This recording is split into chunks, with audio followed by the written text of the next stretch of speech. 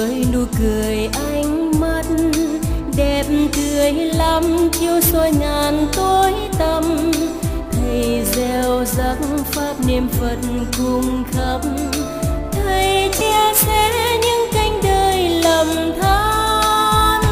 Thầy con với trí huệ sáng láng, từ bi xóa bớt lệ sầu chứa chan. Thầy khuyên nhủ sống tranh niềm tình giác, thương hoan hỷ nở nụ cười lạc an. Con xin cung kính vâng lời thầy khuyên, quên đi năm tháng đau thương triền miên.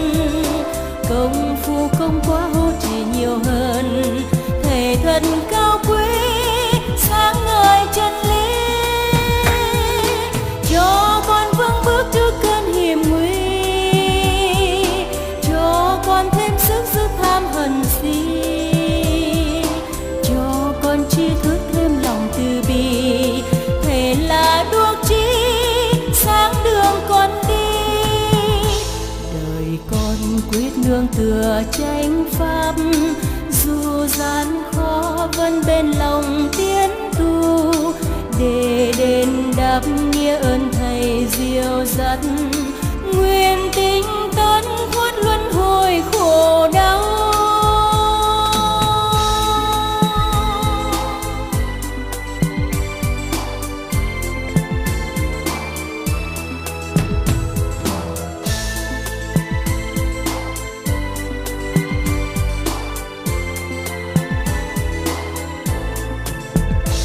Thầy con với nụ cười ánh mắt đẹp tươi lắm chiếu soi ngàn tối tăm. Thầy gieo rắc pháp niệm Phật cùng khắp, thầy chia sẻ những cánh đời lầm than. Thầy con với trí huệ sáng láng, từ bi xóa bớt lệ sầu chứa chan. Thầy khuyên nhủ sống tranh niềm tình giác, thương hoan hỷ nở nụ cười lạc an. Con xin cung kính vâng lời thầy khuyên, quên đi năm tháng đau thương triền miên.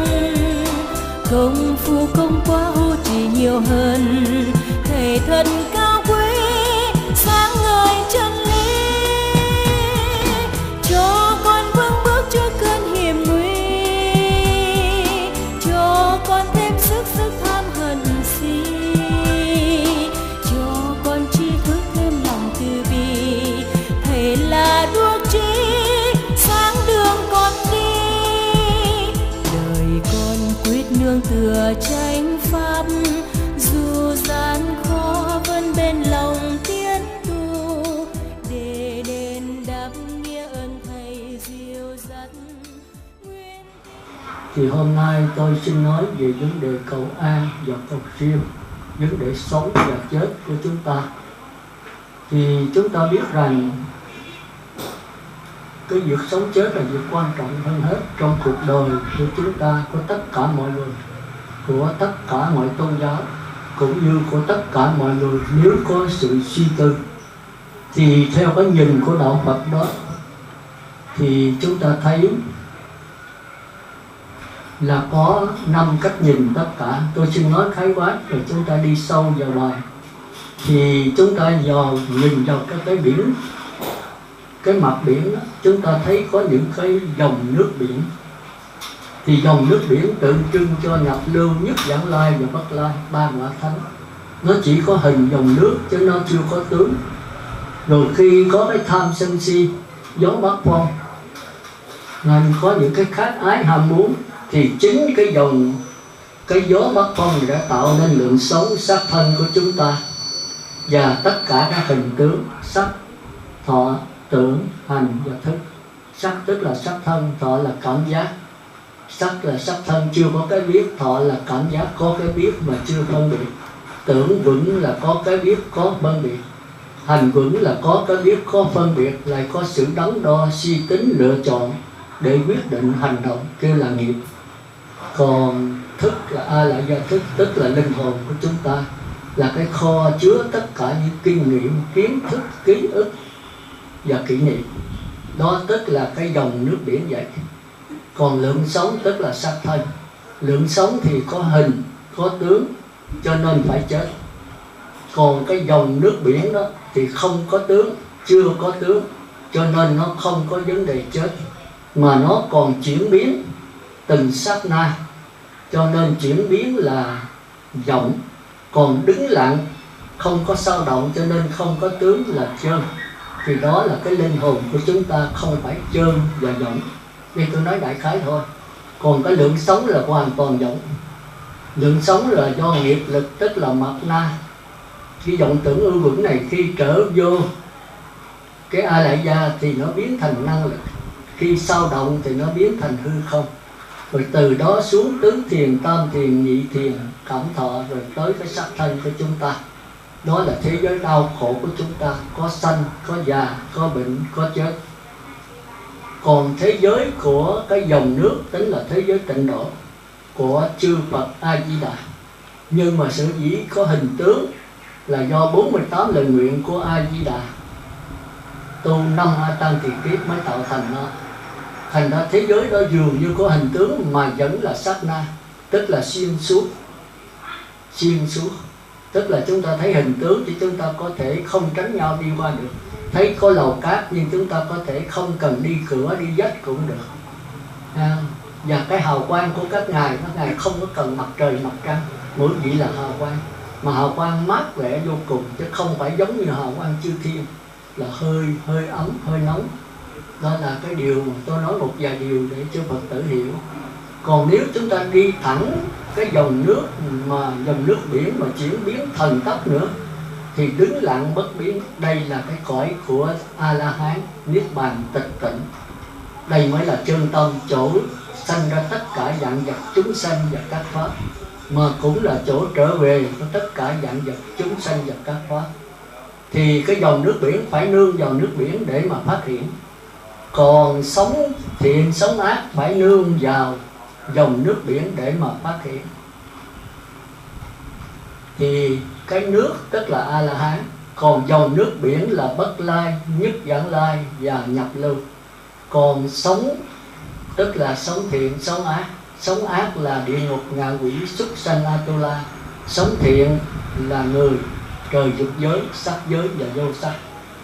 Còn từ cái nước đứng lặng bất biến, bất sanh bất diệt này trở ra tùy thuận với dòng nước biển, tùy thuận với sống thiện, sống ác, thì chúng ta kêu đó là biển, tức là Như Lai. Tóm lại, Như Lai là biển, nước là A-la-hán, còn dòng nước biển là bất lai, nhất vãng lai và nhập lưu. Còn sống ác thì là 4 đường ác, sống tốt, sống thiện là 4 đường thiện. Thì có 4 cách nhìn, hay là nếu kể thiện ác nữa là 5 cách nhìn. Cái nhìn của 4 đường ác là tà giới, tà định và tà tuệ, tức là sát sanh, trộm cắp, tà dâm, nói dối, uống rượu, chúng tự biết quá rồi. Còn tu thiền định là thôi miên, để rồi đi lấy tiền của người ta, chiêu tự đệ tử để làm những việc tà dâm, thì đó là 4 đường ác.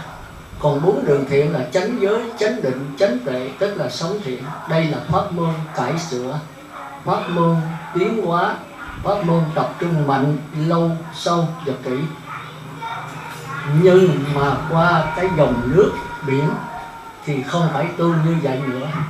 Thì cái tu chuyển nghiệp từ 4 đường ác ra 4 đường thiện, đó là tu cõi trời. Mà Thái tử Siddhartha đã qua tất cả lời dạy của tất cả các đạo sư thời Ấn Độ bấy giờ, nhưng mà chưa có đạo Phật. Rồi sau này đó Thái tử mới tìm lấy và mới nhận được ngay trong sống thiện sống ác có cái dòng nước biển đứng lặng mà chuyển biến. Rồi cuối cùng Ngài đi thẳng tới đứng lặng bất biến, tức là nước, đắc quả A-la-hán, và phát Bồ Đề tâm ra tùy thuận giáo hóa, thành ra cái biển, tức là Như Lai. Như vậy thì chúng ta thấy cái nhìn của 4 đường ác và 4 đường thiện là cái nhìn cải sửa, có tất cả pháp môn Đức Phật thường nói là 8 muôn 4 ngàn pháp môn, nhưng mà tôi nói là vô lượng vô biên pháp môn. Thì pháp môn nào cũng dối gạt thôi. Đó là bỏ cái xiềng sắt xiềng cây để qua cái xiềng dài. Nhưng mai thai pháp môn tịnh độ là bỏ xiềng sắt xiềng cây xiềng dài thì chúng ta qua cõi trời. Nhưng mà nhờ cái tha lực của Phật A Di Đà với 48 lời nguyện thì chúng ta phát nguyện kêu cầu Ngài một cách tha thiết, thì Ngài sẽ dẫn chúng ta về thế giới cực lạc, cái dòng nước biển của A Di Đà. Giống như mà Đức Phật Thích Ca còn sanh tiền, chúng ta tha thiết kêu gọi Ngài thì Ngài sẽ tiếp dẫn chúng ta vào giáo hội của Phật Thích Ca. Nói thật, nếu còn Phật Thích Ca thì tôi không cầu giảng sanh về cõi Phật A Di Đà đâu. Phật nào cũng bằng nhau thôi. Thì thế giới cái giáo hội Phật Thích Ca, giáo hội Phật Di Đà giống hệt nhau thôi, không khác gì, không có Phật cao Phật thấp. Mà nếu chúng ta vào giáo hội Phật Thích Ca rồi thì 1.000 người đắc thánh quả hết. Thì chúng ta thấy Đức Phật sau khi tịch diệt ra 1.250 vị tỳ kheo đều đắc thánh quả hết. Chỉ có mình A Nan là thánh thứ nhất thôi.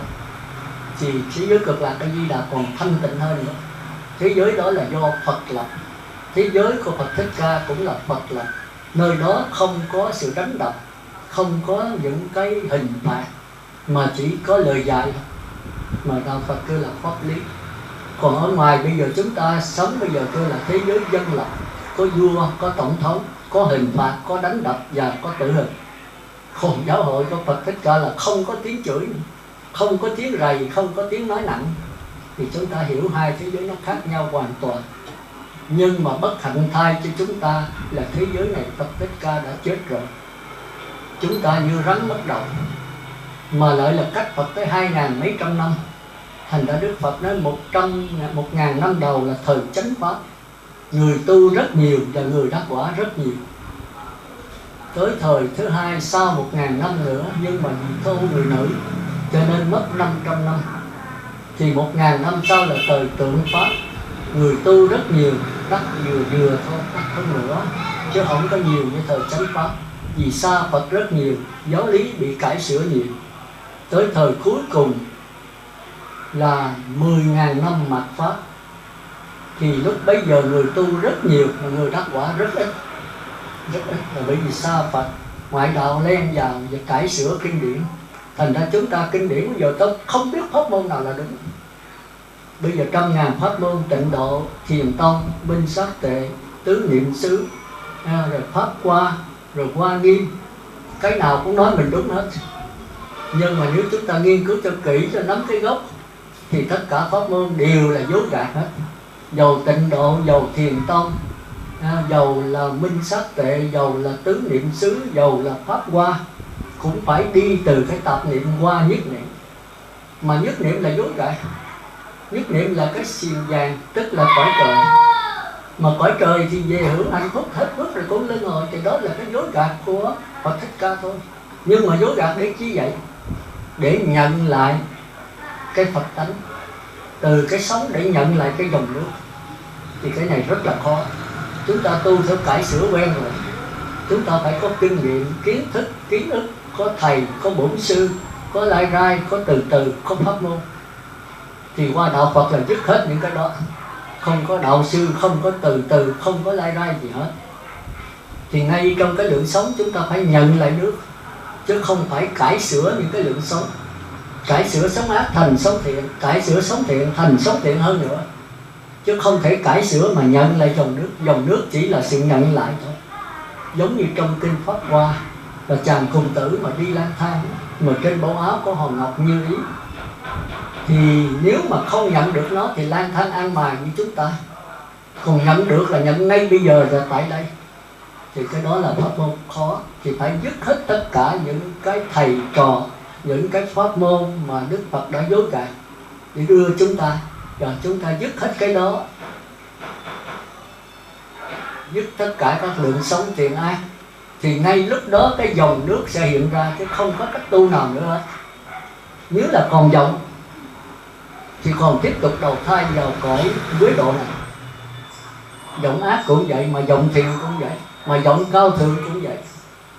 Chỉ khi nào biết rõ cái dòng là dòng, không cải sửa, không phê phán gì hết, thì cái biết rõ này chính là chân. là dòng nước biển. Thôi khi khác tôi nói, đây tôi giới thiệu sơ thôi. Thì chúng ta qua thế giới cực lạc của Phật A Di Đà hay vào giáo hội Phật Thích Ca thì chúng ta nhận một cách dễ dàng thôi.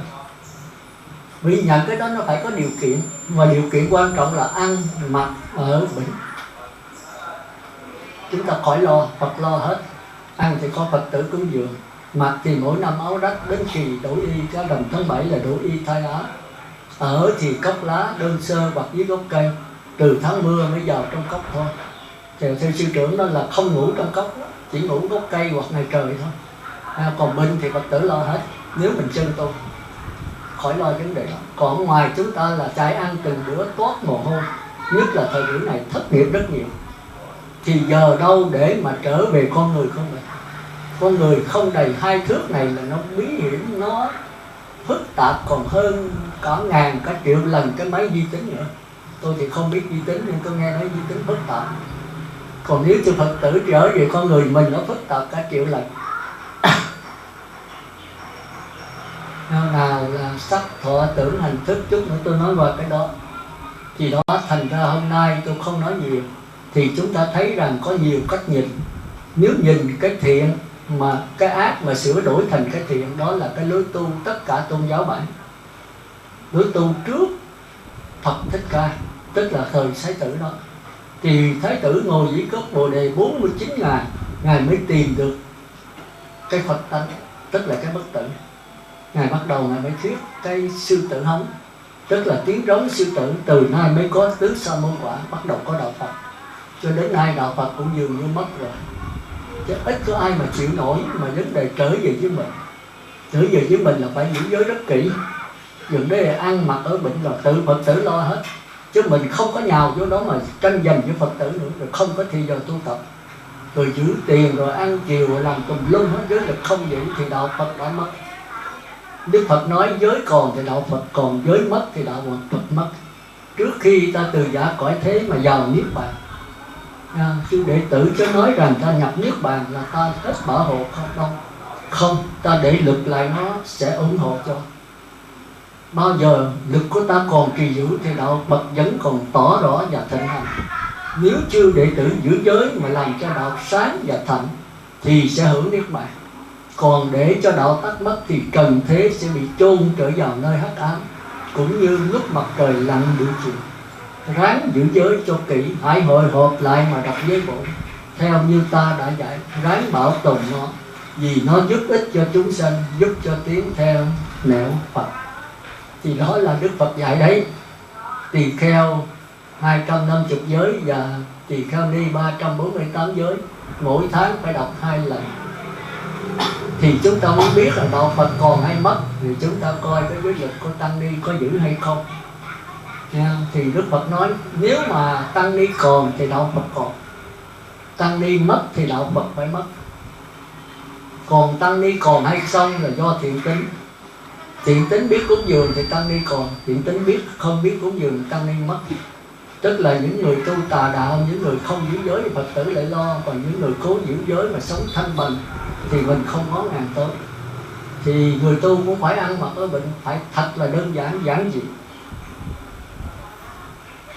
Thì cái giới thứ 10 là cái giới khó nhất. Không rớ đến tiền bạc vàng của quý và đồ trang sức. Tiền bạc vàng cũng không giữ, mà của quý là gì? Là radio, TV, điện thoại di động. Những cái gì mà người đời ta còn cướp giật, ta còn lấy được, ta còn thích. Còn cái bát thì không ai lấy đâu, bằng đất. Nếu mà lấy thì cũng có cái nồi đất bên ngoài thôi. Thì tăng y là hạnh tăng vô nhất vật thanh bằng. Nếu không biết bà đọc bên nãy thì nó phải vậy. Thì chúng ta coi cái giới lực còn thì chúng ta biết đạo Phật còn.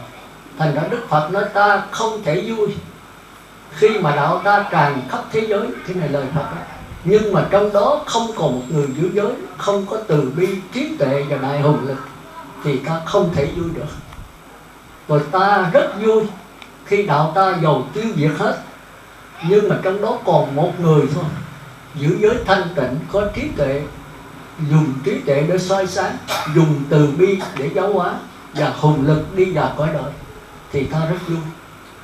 Thành ra chúng ta thấy đạo Phật bây giờ tràn lan cả thế giới. Nhưng mà Đức Phật có mừng hay không thì chúng ta phải biết. Còn nếu đạo Phật mà tiêu diệt hết mà trong đó còn một người một thôi, mà có giữ giới, có từ bi, dùng trí tuệ để soi sáng, dùng từ bi để sống còn, và đại hùng lực dũng mãnh để cứu độ chúng sanh, thì một người thôi đạo Phật cũng vẫn còn. Vậy thì chúng ta phải hiểu. Thì thôi, hôm nay chúng ta đi vào bài giảng. Thì gia chủ đây cũng muốn cầu siêu cho mẹ. Thì trong kinh nó có 3 cách cầu siêu. Một là tiểu hiếu, hai là trung hiếu, ba là đại hiếu. Tiểu hiếu là lo sự ăn mặc ở bệnh cho cha mẹ mà không lo về cái linh hồn, thì đây tiểu hiếu có thể trở thành bất hiếu. Tôi đã thấy có Phật tử về than mà sau khi đi ngoài quốc làm việc đó, thì ngoài đất nó dễ kiếm tiền lắm. Một ngày có khi ngủ có 4-5 tiếng là còn làm tới 18-19 tiếng. Để chi vậy? Đem tiền gửi về cha mẹ. Rồi cuối cùng cha đây đánh bài, đi đá gà, đi đá banh quốc tế, rồi mẹ ở nhà đi đánh tứ sắc. Cuối cùng bao nhiêu gửi tiền về cũng không đủ. Cờ bạc là bắt thằng bệnh. Thì cuối cùng ta mới hiểu ra, ta chán nản. Thì tôi nói là không nên vậy. Tại cái lỗi ở mình. Mình lo cha mẹ phải lo về tinh thần chứ. Thể xác là chỉ tạm đủ thôi. Tinh thần là bây giờ ta mở Phật thất rất nhiều, ta bắt con trai rất nhiều. Mình khuyên cha mẹ phải đi vào đó. Thì lo về tinh thần cha mẹ, thì cái thể xác trước sau cũng chết, nhưng mà cái linh hồn không bao giờ chết. Mà nếu mình nắm giữ cái linh hồn này rồi thì đó là cái hiếu, thì đó gọi là trung hiếu. Nhưng mà trung hiếu như vậy cũng chưa phải đó là đạo trời, chứ không phải đạo Phật. Thì chúng ta thường nghe Đức Phật nói là tâm hiếu là tâm Phật, đạo hiếu là đạo Phật. Thật ra chưa phải. Tâm hiếu là tâm Phật là có tất cả cha mẹ, chứ không phải một cha mẹ. Một cha mẹ đó là sự mua bán thôi, sự trao đổi với nhau thôi. Còn cha mẹ tôi thì tôi lo, bởi vì bà sanh tôi, bà nuôi tôi từ nhỏ lớn. Cái đó đúng chứ không phải sai. Nhiều khi ở Mỹ này kia rồi mình ráng mình qua, mình chết ở bệnh rồi mình chở đi cái thay mình bao về đây mấy triệu bạc, mấy trăm triệu, để rồi vô cái hòm rồi xây tháp cho lớn, rồi cất nhà một cho to, đẩy vào đó. Bất hiếu, không hiểu đạo Phật. Chết rồi thì sanh sát đất Phật, đất nước lửa gió, đất nước lửa gió thôi. Theo đúng đạo Phật, cái xá lợi của Phật cũng chẳng quan trọng. Tôi nói sai là tôi xin chịu tội. Mà xá lợi của ai quan trọng? Xá lợi của chúng ta mới là quan trọng. Dầu xá lợi mình là tệ mấy, có vài viên thôi, mà xá lợi của Đức Phật là mấy trăm mấy triệu viên thì cũng không quan trọng bằng xá lợi của mình. Ngài đắc quả cao, mình đắc quả ít, nhưng mà cái này là của mình, do không tu hành của mình. Còn Đức Phật dầu xá lợi mình lại tới giờ xói đầu bây giờ cũng không đắc quả được. Nhưng mà Hà Thủ Công Phu thì đắc quả. Đạo Phật cần cái hành trì của mỗi chúng sanh. Tâm tịnh thì đạo Phật tịnh. Mình đắc quả rồi thì cả chúng sanh đều đắc quả hết. Rồi mình chưa đắc là không ai đắc hết. Mình chỉ hại người ta thôi. Thành ra trong kinh nói là nếu mà người trời mà đi giáo hóa, kêu là Bồ Tát Ẩu, Bồ Tát Dỗn. Còn nhập lưu nhất Giảng Lai thánh nhân đó, đi giáo hóa là Bồ Tát Phàm. Vì còn luân hồi sanh tử đây là Bồ Tát đấy. Thành ra bên tiểu thừa là nhập lưu nhất Giảng Lai bất lai ít chịu giáo hóa. Và A La Hán đi giáo hóa đó là Bồ Tát Thánh. Thì chúng ta phải hiểu. Bây giờ người trời đi giáo hóa rất nhiều, muốn cho thế giới này hòa bình, nhân dân an lạc, mới đặt vấn đề là đi bố thí, đi quỷ lạo, rồi lấy cái đó làm cái tài sản để mà giảng sanh. Không giảng sanh đâu, phải tự mình hạ thủ công phu thì mới thoát luân hồi sanh tử được. Chúng ta nhớ câu chuyện của Lương Võ Đế. Lương Võ Đế sau khi gặp Bồ Đạt Ma, tôi nói ngắn thôi nha, thì Lương Võ Đế nằm mộng để thấy Bồ Đạt Ma qua, thì mới tiếp đón một cách long trọng ân cần ra tới ngoài bãi biển mà đó. Nhưng mà sau khi gặp Bồ Đạt Ma rồi, Lương Võ Đế khoe liền: trẫm từ ngày lên ngôi về đó, tạo hơn 72 cảnh chùa, độ hơn 3.000 tăng. Như vậy có công đức gì không? Công đức là trí huệ. Bồ Đạt Ma nó không có công đức gì hết. Ông vua hỏi câu đó là muốn khoe ta đây rồi lên giờ giúp đỡ biết bao nhiêu. Thì vua nó đến mới bực, nó hỏi gì cái đó là cái gì? Thì ngài nói cái đó là phước báo nhân thiên hưởng lậu, có hưởng là có hết. Nó không phải là trí tuệ, không phải là công đức, đó là phước báo, phước đức thôi. Rồi thì ông mới bực. Ông là người Phật tử mà, Ông đổ 3.000 tăng mà cất hơn 72 cảnh chùa. Ông mới hỏi tiếp, như vậy thì bạch với tổ, đệ nhất nghĩa thánh đế là gì? Tôi cũng biết đệ nhất nghĩa thánh đế tức là bậc thánh. Cùng nhân thiên hữu lậu thì tôi biết, còn thánh là đệ nhất nghĩa là vượt lên cả luân hồi sinh tử, siêu việt cả đó. Thì Bồ Đạt Ma trả lời sao biết không? Quách nhiên vô thánh, rỗng rang không có thánh, không có phàm gì hết. Ông nghe không hiểu, ông mới bực mình hỏi vậy chứ ai đứng trước mặt trẫm đây? Thì Bồ Đạt Ma trả lời không biết. Nếu Ngài nói không có thánh, không có phàm thì ai đứng trước mặt trẫm? Ngài không phải là thánh sao? Tôi là phàm. Ngài nói không biết. Thành ra sau đó Lương Võ Đế bị vật giật của Hoàng Sào nó dây trên núi và phải chết đói. Và trước khi chết đói Ngài mới đặt ra cái sám hối lương hoàng sám còn tới bây giờ. Thì chúng ta thấy rằng cái phước báo không thể đi đến giải thoát được, không thể thành Phật được. Đó là pháp môn đối trị, nhất niệm, tập trung kỹ, mạnh, lâu sâu để được nhất niệm và tự lực mình sanh về cõi trời. Thành ra tất cả pháp môn nào cũng phải đi qua nhất niệm hết. Dầu đó là tứ niệm xứ. Nếu niệm xứ nhất niệm là cái gì? Niệm thân bất tịnh, niệm thọ tỳ khổ, niệm tâm vô thường, niệm pháp vô ngã. Đó là ông nội của nhất niệm, sanh về cõi trời thôi. Nhưng mà nếu không niệm cái đó là không qua niệm thân trên thân, niệm thọ trên thọ, niệm tâm trên tâm và niệm pháp trên pháp. Đây mới là đạo Phật. Mà nếu không qua cái niệm thân bất tịnh thì không thể qua niệm thân trên thân được. Thân bất tịnh mà thân thật sự đã không có tịnh hay không có bất tịnh. 4 đường ác thì thân bất tịnh, rồi 4 đường thiện cõi trời thì thân tịnh. Mà thân tịnh thì mát xiên giang, mà thân bất tịnh thì xiên sắc. Thì cái nào xiên giang cũng vẫn là xiên thôi. Nhưng mà nhờ cái thân bất tịnh đó, cái trí thức mình mới trong sáng. Cái thức mới trong sáng. Cái kinh nghiệm, kiến thức, ký ức mới là dày dạn, mới là kinh nghiệm. Mà kinh nghiệm ở đó hưởng, không tiếp tục tu nữa thì phạm giới cấm thủ. Thành ra cái giới lực không phải là thành Phật. Nhưng mà không có giới lực không thể đi tới đạo Phật được. Giới lực là để cho cái thức trong sáng. Thức trong sáng là để biết rằng thức bất lực trên con đường giải thoát. Tôi nói lại, cái thức trong sáng, cao thượng nhất của thức trong sáng là để biết thức bất lực trên con đường giải thoát. Cao thượng nhất của lượng sống tốt là lượng sống biết rằng bất lực trên con đường nhận lại cái dòng nước biển. Khi biết như vậy rồi thì tất cả kinh nghiệm, kiến thức, những cái phước báo mình dành dụng đó chấm dứt hết. Tất cả các dòng nước đều im bặt hết, tất cả các lượng sống đều im bặt hết. Thì ngay lúc bấy giờ chính là dòng nước. Thành ra chúng ta không thể tu đạo Phật được, không thể mong cầu được, không thể cố gắng được, không thể có pháp môn được, không thể lai rai được. Nhưng mà nếu không có pháp môn là không qua đạo Phật được.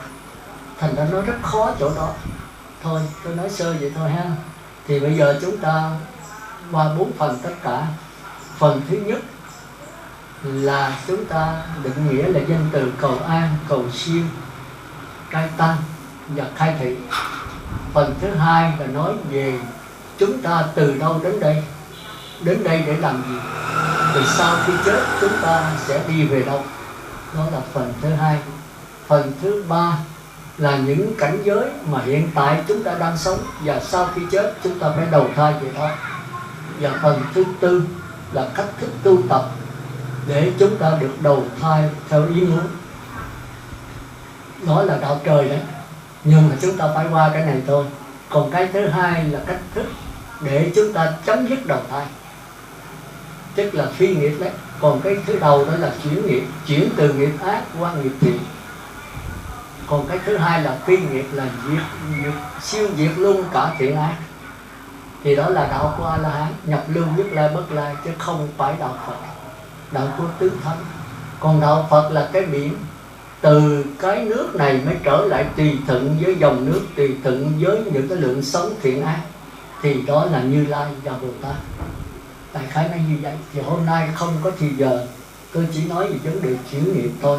Nhưng mà cái may mắn nhất là nếu chuyển nghiệp chúng ta sanh về cõi trời mà Đức Phật Thích Ca đã tuyên bố trước, đã thấy trước rồi. mới nói các con nhờ A Di Đà tiếp dẫn đi.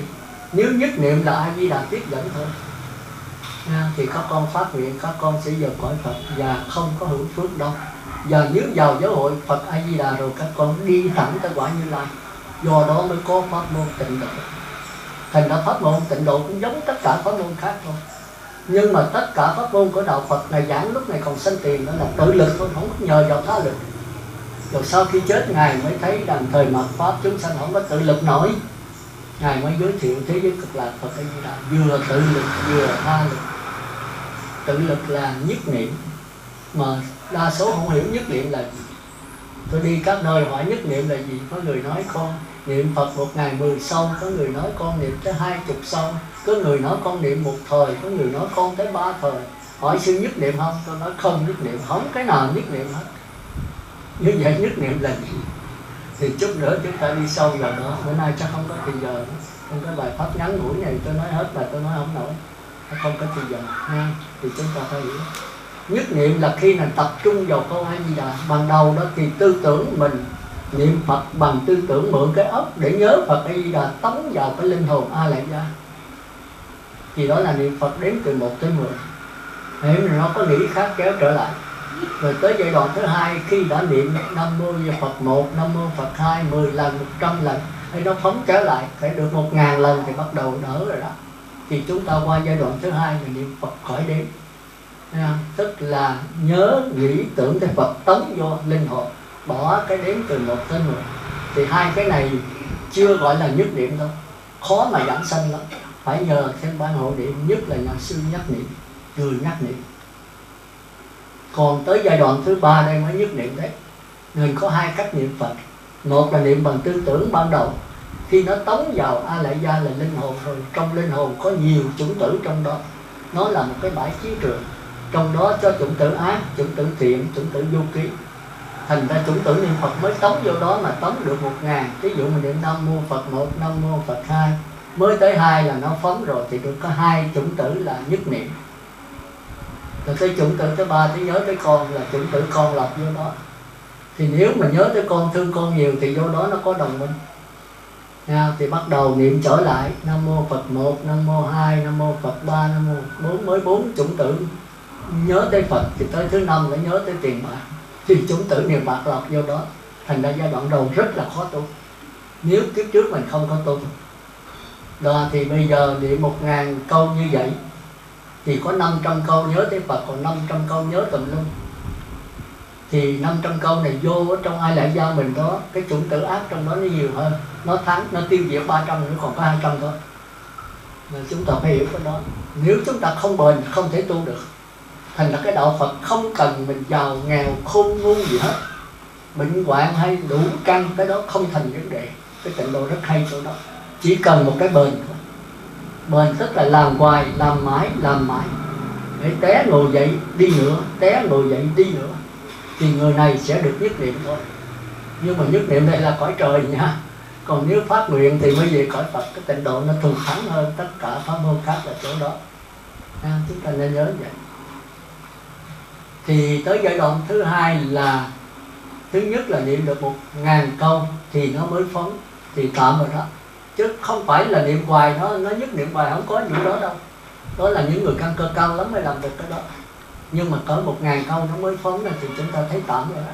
Và giai đoạn thứ hai là niệm Phật khỏi đếm, chỉ Nam Mô A Di Đà Phật, Nam Mô A Di Đà Phật. Khi nó phóng thì trở lại giai đoạn thứ nhất. Thì Đức Phật ví như con trâu vậy, tư tưởng mình giống như con trâu quay. Hồi xưa giờ không có chăn, thì bây giờ chăn nó kéo nó vô, nó phóng kéo nó lại, nó phóng kéo nó lại. Mà muốn kéo là phải xỏ cái dầm vô lỗ mũi nó. Thì cái cuộc tranh đấu này mệt á, như là nhức đầu, đổ mồ hôi, sốt con mắt. Có người chán nản, mà chán nản là không bệnh. Thì bữa nay không được mai, tuần lễ này không được, tuần lễ sau, 1 tháng không được thì 2 tháng, 2 tháng không được thì 1 năm. Thì trước sau mình cũng được thôi. Con trâu mình cứ kéo hoài nó thừng thôi. Mà tới giai đoạn thứ hai niệm được 500 câu khỏi cầm dàn, tức là khỏi đến nó phóng. Thì bây giờ chạy cái chụp cái dàn kéo lại 1-2 lần thôi, bị nó quen rồi. Tới giai đoạn thứ ba là sướng nhất. Đây tôi giảng đơn giản quá nha, vì thì giờ nó không có. Thứ ba là khi chủng tử nó vào trong linh hồn mình rồi, nó mạnh đi, vào đầu nó yếu nhưng mà mình cứ bền bỉ hoài nó mạnh, nó sẽ tiêu diệt chủng tử ác lại. Thì khi mà nó đầy rồi tự nhiên nó tràn ra, thì giai đoạn này khỏe vô cùng. Thì niệm bằng hai cách. Ban đầu chúng ta niệm bằng tư tưởng, bây giờ chúng ta niệm tư tưởng là ý thức này. Bây giờ ai là gia thức là vô thức nó tràn ra. Vô thức là niệm một cách hồn nhiên, không có mạt na, không có tác ý. Còn tư tưởng là niệm có tác ý. Tác ý là vọng, mà không tác ý là nửa vọng nửa chân. Đây là thế giới của A Di Đà này. Nhưng mà chưa phải là trung phẩm nha, chưa phải là bát nhã đâu. Niệm ba la mật bát nhã khác nữa. Cái này niệm này là để sanh về hạ phẩm thượng sanh, hoặc là trung sanh hạ phẩm thôi. Còn niệm Phật ba la mật thì qua tới trung phẩm, đó là nhập lương nhất vãng lai. Đó thì bây giờ chúng ta có hai cách là niệm bằng tư tưởng và niệm bằng vô thức. Hữu thức và vô thức. Hữu thức là thức thứ 6, vô thức là A Lại Gia. Cái này phải nghe Pháp nhiều lần, ai hiểu duy thức thì mới hiểu được. Đó là tôi giới thiệu như vậy nha. Thì lúc bấy giờ là chúng ta tự lực giảng sanh rồi, khỏi cần ban hội niệm, khỏi cần người nhắc niệm. Định lực rất mạnh. Khi chết rồi là chúng ta giảng sanh thì thẳng về có đó. Nhưng mà coi chừng bị cái nghiệp nghịch chiều.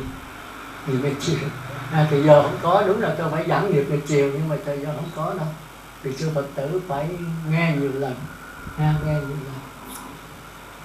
Đó là cái phần mà hôm nay tôi nói vấn đề cầu an, cầu siêu, trai tăng và khai thị.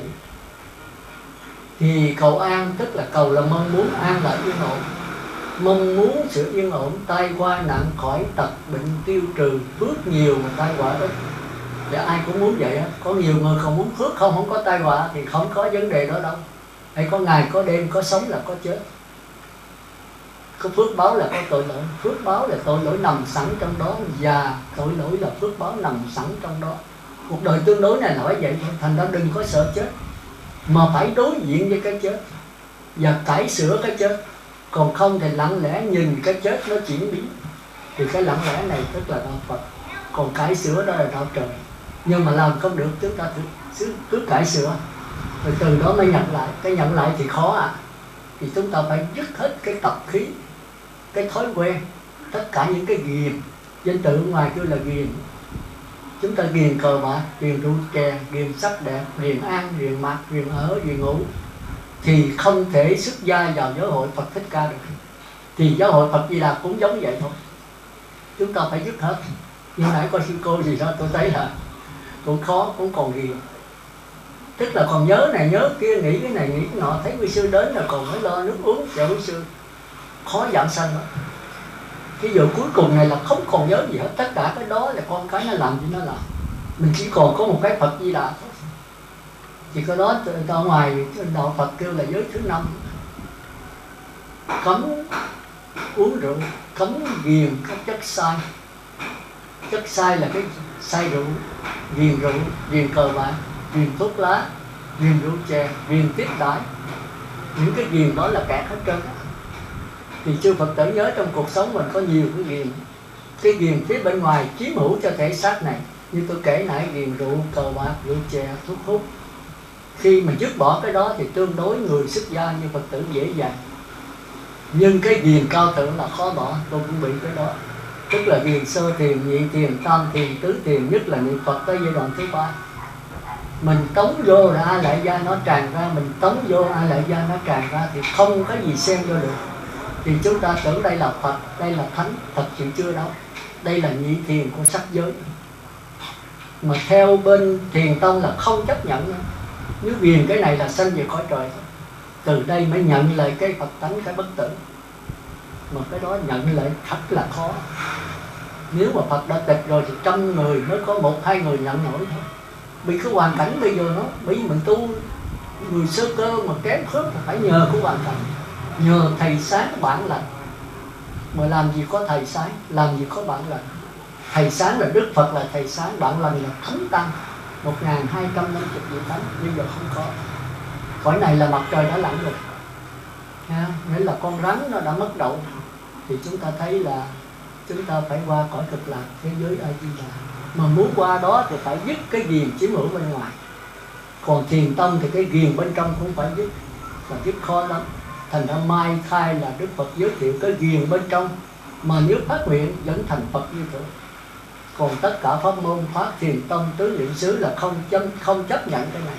Nhưng mà từ cái này làm hoàn tất để qua nhập lưu nhất vãng lai bất lai, thì phải sống cái hoàn cảnh đầy đủ là thầy sáng bạn lành, ăn mặc ở bệnh phải có người lo, chứ không phải đi xuất gia mà còn đi bán bánh, mà còn đi nuôi con nít, rồi còn đi quỷ đạo, còn làm đủ thứ hết, còn kiếm tiền, còn cầm tiền, còn ăn chiều, còn làm đủ thứ hết. Thì thời giờ đâu mà trở về với mình. Hồi xưa chúng ta thấy Đức Phật bảo đảm cho mình là độ coi buổi ngọ trưa, thì giờ rất rảnh, sáng đi bác, trưa ngồi thiền, chìm đắm trong thiền định, rồi chiều tối mát trời Đức Phật mới giảng pháp cho nghe. Không có một cái chữ, không có một quyển kinh, chỉ có một quyển kinh lớn nhất, đó là Phật Thích Ca. Còn bây giờ kinh sách đầy tủ, ở chùa nào dưới tôi cũng vậy, 500-700 cả ngàn quyển kinh, mà làm sao coi nổi. Mà dầu có coi đó thì nó cũng sinh bụng thôi. Người thì nói pháp môn Tịnh Độ hay, người nói pháp môn Thiền Tông hay, ngoại đạo thì nói tu tiên là đúng, còn các tôn giáo khác nữa. Trời thì hơn Phật, với Phật thì nói Phật hơn Đức Chúa Trời. Chúng ta sẽ cảo nghe tùm lum. Được tính Phật giáo này. Tịnh Độ thì không chịu Thiền Tông, Thiền Tông thì không chịu Tịnh Độ, không chịu Minh Sát. Rồi chúng ta biết cái nào là đúng. Nếu chúng ta không nắm cái gốc là chúng ta chết. Thì bây giờ tôi thấy Phật tử tôi tội nghiệp này. Tôi là mai vô tôi xuất gia rồi gặp bên khất sĩ, rồi gặp nhất là nhị tổ giác chánh, thì tôi không có làm, để làm cái gì là ngày này. Rồi tôi chỉ có coi kinh, mà lúc đó đi hành đạo.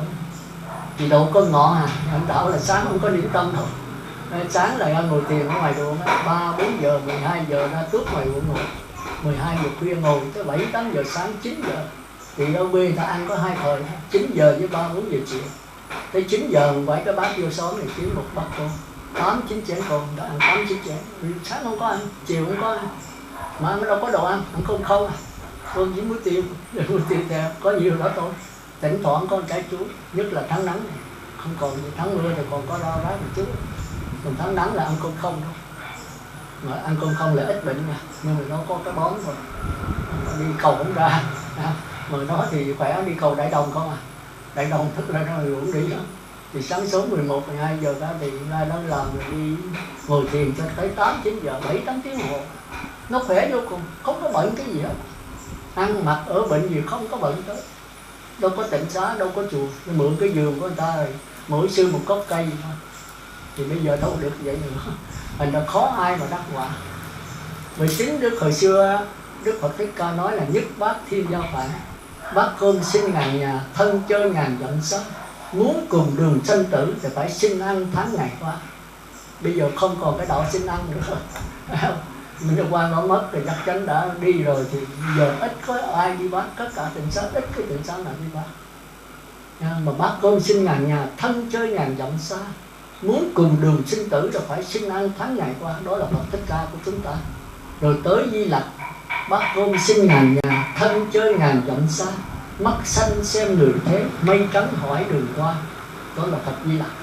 Còn tới Minh Đăng Quang của chúng ta thì bác cơm xin ngàn nhà, thân chơi ngàn dặm xa. Muôn dặm đi đi mãi, ngủ nghỉ dưới cội cây. Chứ tự coi lại trong Pháp giáo Minh Đăng Quang coi. Thì vị nào cũng bắt cơm xin ngàn nhà, thân chơi ngàn dặm xa. Nghề nghiệp, tất cả nghề đều mang nghiệp hết. Chỉ có cái nghề đi xin ăn là cao thượng hết. Ta sinh vật chất để nuôi thân, người sinh tinh thần để nuôi tâm. Cõi đời người biết sinh lẫn nhau là xứ cực. Hơn là các sứ sinh ngồi sọ, đàn áp, xảo trá, bóc lột. Không phải tự người chui lòng cho. Nếu không đi sinh thì không dứt tham sân si tội lỗi được. Giàu xóm mà xin cơm, xin thuốc, ngồi nằm xin đất, xin đá, uống nước, xin sông, xin suối. Lẽ sinh là một nghề nghiệp cao thượng hơn tất cả các nghề nghiệp khác. Minh Đăng Quang coi cho xử lý thì biết mình được y bác trên chuyện thì chúng ta phải hiểu. Thành ra bây giờ đạo Phật còn hay mất thì cho Phật tử nhìn thì biết. Thành ra bây giờ phải gửi thân về pháp môn Tịnh Độ, tức là cầu sinh về thế giới Cực Lạc, Phật A Di Đà để tiếp tục con đường bát cơm xin ngàn nhà thôi. Đó là tôi nói vấn đề cầu an, cầu siêu, trai tăng và khai thị. Thì chư Phật tử biết cầu an, cầu siêu cũng phải là cầu trong hiện tại. Chúng ta thường còn sống chúng ta không chịu cầu, không chịu mong cho cha mẹ mình, mà đợi khi cha mẹ chết rồi chúng ta mới cầu, thỉnh cả ngàn tăng cả trăm tăng làm cho nó lớn để cho mẹ siêu. Tôi bảo đảm rằng không siêu đâu. Siêu là siêu ngay bây giờ và tại đây. Còn sống là không siêu, chết làm sao siêu? Sống thì sao thì chết vậy. Đối Đức Phật, đối đạo Phật. Bởi vì bây giờ sống thì người đó cờ bạc, rượu chè, mà đến nhà mình kiếm không gặp thì đâu, vô sân bái. Người Phật tử mà đến nhà kiếm gặp thì vô tịnh xá, vô chùa. Thì chết mà người Phật tử dạy gì vậy, đi kiếm nhà cờ bạc mà sanh vô đó, không có vụ đó. Đồng thanh thì tương ứng. Để sống mà ở trong người Phật tử rồi đến chùa thì chết phải tìm gia đình đạo đức mà sanh chứ. Chúng ta phải hiểu cái đó.